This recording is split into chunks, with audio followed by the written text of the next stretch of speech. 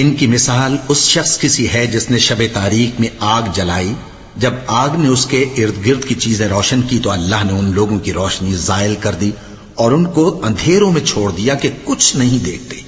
یہ بہرے ہیں، گونگے ہیں، اندھے ہیں کہ کسی طرح سیدھے رستے کی طرف لوٹ ہی نہیں سکتے۔ یا ان کی مثال میں کسی ہے کہ آسمان سے برس رہا ہو اور اس میں اندھیرے پر اندھیرا چھا رہا ہو اور بادل گرج رہا ہو اور بجلی کوند رہی ہو تو یہ کڑک سے ڈر کر موت کے خوف سے کانوں میں انگلیاں دے لے۔